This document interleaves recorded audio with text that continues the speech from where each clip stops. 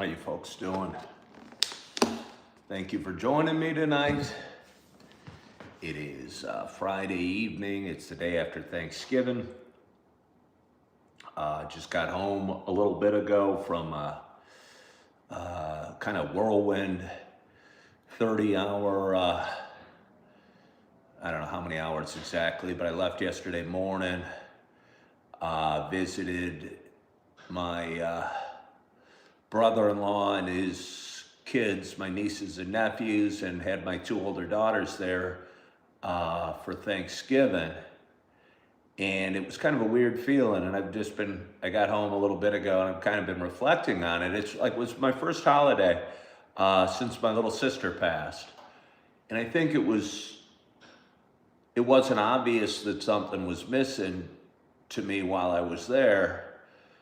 But just now that I've gotten home, I feel a bit of an emptiness from my 2 days spent in the town that had been my home away from home, and my sister, who had been kind of the family gatherer, if you will, for any holiday that we had. Last Christmas I was at her house. The last Thanksgiving I was at her house. And she had just been diagnosed a year ago at this time with stage 4 breast cancer. And she passed in, I think it was March of this year, so 6 or 8 months ago. And her former husband, my brother-in-law, had Thanksgiving. So we went down there, or I went down there, and my daughters met me up there, and all the nieces or nephews were there, and it went really well, and it was a nice time. But I think something was obviously missing. And it's weird when you've been going to a place for a number of years, and you go to it again, but something has changed. And I knew something had changed. I mean, it was fairly obvious, but it didn't feel like home anymore. And it certainly isn't probably ever going to feel like my home away from home again. And just felt kind of funny. So I got home tonight, and it was a sleepy, tiring drive home. It's about 2.5 hours ride, and I was kind of nodding off and wasn't feeling like doing my nightly reading of the Bible tonight, and took a bath and just got out of it a little bit ago, getting ready for a big day tomorrow. But I think maybe Bible reading is what I need tonight, whether I feel like it or not. So I am reading tonight, I think it's chapters 13 and 14 from the book of Numbers. I think that's where we're at. We started this about 2 months ago, and been reading pretty much 2 chapters every night. And I appreciate those of you that are following along in my reading. Some nights they're not, the story in the Old Testament's not a great story, and some nights the reading is very, very hard. And I'm working my way towards the New Testament and looking forward to it. But rather than skip ahead, it's gonna feel good to earn the reading of the New Testament and earn this random title that I'm going to give myself as somebody that's read the Bible cover to cover, if I make it, God willing. So anyway, enough about all that. It's time to read. And again, we're reading chapters, let me have a little water. 13 and 14 from the book of Numbers tonight.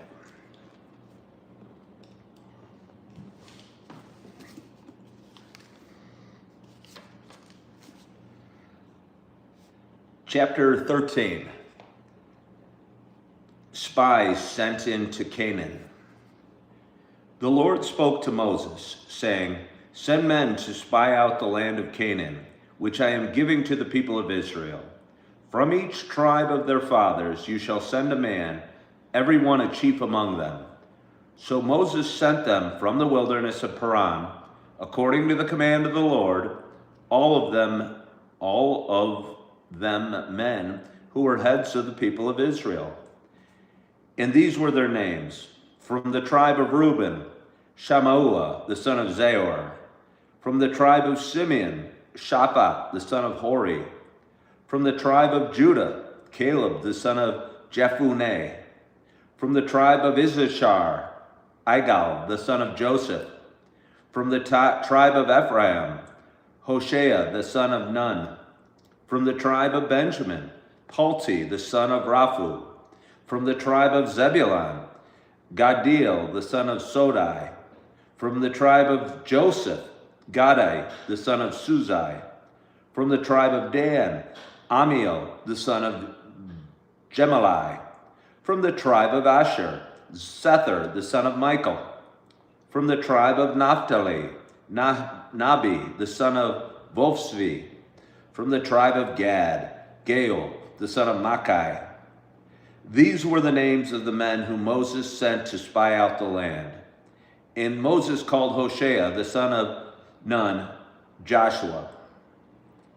Moses sent them to spy out the land of Canaan and said to them, "Go up into the Negeb and go into the hill country and see what the land is, and whether the people who dwell in it are strong or weak, whether they are few or many, and whether the land that they dwell in is good or bad, and whether the cities that they dwell in are camps or strongholds, and whether the land is rich or poor, and whether there are trees in it or not. Be of good courage and bring some of the fruit of the land." Now the time was the season of the first ripe grapes. So they went and spied out the land from the wilderness of Zin to Rehob, near Lebo-Hamath. They went into Negeb and came to Hebron, Ahiman, Sheshai, and Talmai. The descendants of Anak were there. And they came to the valley of Eshcol and cut down from there a branch with a single cluster of grapes. And they carried it on a pole between two of them. They also brought some pomegranates and figs. That place was called the Valley of Eshcol because of the cluster the people of Israel cut down from there. Report of the spies. At the end of the 40 days, they returned from spying out the land, and they came to Moses and Aaron and to all the congregation of the people of Israel in the wilderness of Paran at Kadesh. They brought back word to them and to all the congregation and showed them the fruit of the land. And they told him, "We came to the land to which you sent us. It flows with milk and honey, and this is its fruit. However, the people who dwell in the land are strong, and the cities are fortified and very large. And besides, we saw the descendants of Anak there. The Amalekites dwell in the land of Negeb. The Hittites, the Jebusites, and the Amorites dwell in the hill country. And the Canaanites dwell by the sea and along the Jordan." But Caleb quieted the people before Moses and said, "Let us go up at once and occupy it, for we are well able to overcome it." Then the men who had gone up with him said, "We are not able to go up against the people, for they are stronger than we are." So they brought to the people of Israel a bad report of the land that they had spied out, saying, "The land through which we have gone to spy it out is a land that devours its inhabitants, and all the people that we saw in it are of great height. And there we saw the Nephilim, and we seemed to ourselves like grasshoppers, and so we seemed to them." Chapter 14, the people rebel. Then all the congregation raised a loud cry, and the people wept that night. And all the people of Israel grumbled against Moses and Aaron. The whole congregation said to them, "Would that we had died in the land of Egypt, or would that we had died in this wilderness. Why is the Lord bringing us into this land to fall by the sword? Our wives and our little ones will become a prey. Would it not be better for us to go back to Egypt?" And they said to one another, "Let us choose a leader and go back to Egypt." Then Moses and Aaron fell on their faces before all the assembly of the congregation of the people of Israel. And Joshua, the son of Nun, and Caleb, the son of Jephunneh, who were among those who had spied out the land, tore their clothes and said to all the congregation of the people of Israel, "The land which we passed through to spy it out is an exceedingly good land. If the Lord delights in us, he will bring us into this land and give it to us, a land that flows with milk and honey. Only do not rebel against the Lord, and do not fear the people of the land, for they are bread for us. Their protection is removed from them, and the Lord is with us. Do not fear them." Then all the congregation said to stone them with stones. But the glory of the Lord appeared at the tent of meeting to all the people of Israel. And the Lord said to Moses, "How long will this people despise me? And how long will they not believe in me, in spite of all the signs that I have done among them? I will strike them with the pestilence and disinherit them, and I will make of you a nation greater and mightier than they."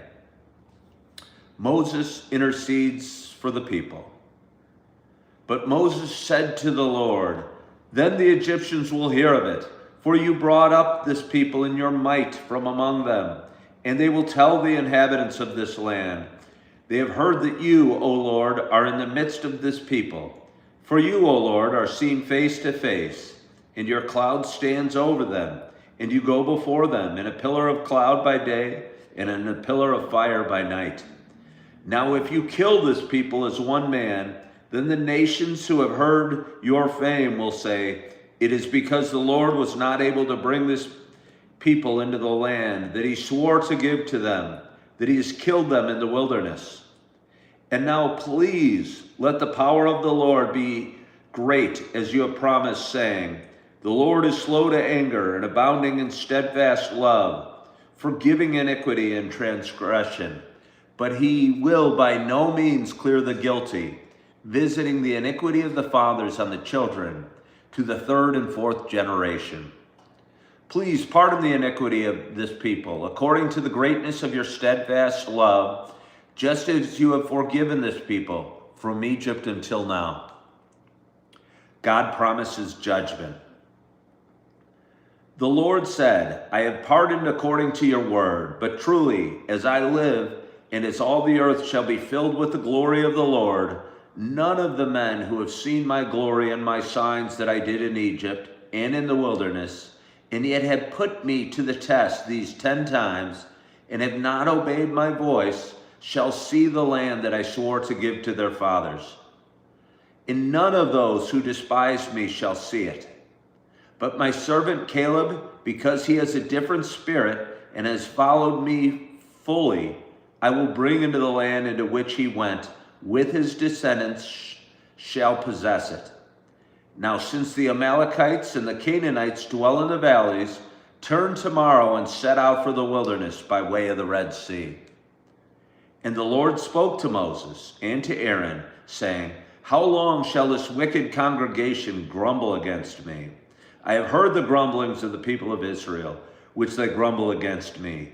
Say to them, 'As I live, declare the Lord, what you have said in my hearing I will do to you. Your dead bodies shall fall in this wilderness. And of all your number listed in the census from 20 years old and upward, who have grumbled against me, not one shall come into the land where I swore that I would make you dwell, except Caleb the son of Jephunneh and Joshua the son of Nun. But your little ones, who you said would become a prey, I will bring in, and they shall know the land that you have rejected. But as for you, your dead bodies shall fall in this wilderness, and your children shall be shepherds in the wilderness 40 years, and shall suffer for your faithlessness, until the last of your dead body lies in the wilderness. According to the number of days in which you spied out the land, 40 days, a year for each day, you shall bear your iniquity 40 years, and you shall know my displeasure. I, the Lord, have spoken. Surely this will I do to all this wicked congregation who are gathered together against me. In this wilderness they shall come to a full end, and there they shall die. And the men whom Moses sent to spy out the land, who returned and made all the congregation grumble against him by bringing up a bad report about the land, the men who brought up a bad report of the land died by the plague before the Lord. Of these men who went out to spy out the land, only Joshua, the son of Nun, and Caleb, the son of Jephunneh, remained alive. Israel defeated in battle. When Moses told these words to all the people of Israel, the people mourned greatly. And they rose early in the morning and went up to the heights of the hill country, saying, "Here we are. We will go up to the place that the Lord has promised, for we have sinned." But Moses said, "Why now are you transgressing the command of the Lord, when that will not succeed? Do not go up, for the Lord is not among you, lest you be struck down before your enemies. For there the Amalekites and the Canaanites are facing you, and you shall fall by the sword, because you have turned back your back from following the Lord. The Lord will not be with you." But they presumed to go up to the heights of the hill country, although neither the ark of the covenant or of the Lord nor Moses departed out of the camp. Then the Amalekites and the Canaanites who lived in that hill country came down and defeated them and pursued them, even to Hormah. And with that, I am done with this evening's readings of chapter 13 and 14 from the book of Numbers. It's kind of nice to have the the readings in more readable format than more of a log book, which I dealt with a couple chapters ago. And it's nice to kind of be back learning the history that exists in the Old Testament, and have a little more enjoyable reading this evening, and hopefully for chapters and books ahead of me. But anyway, again, it's Friday night, and I hope you had a wonderful, wonderful Thanksgiving. I hope you had a great day today, and you have a wonderful, wonderful night's sleep. I appreciate you for following along in my little journey as I read the Bible, or in my morning show, Coffee with Ken.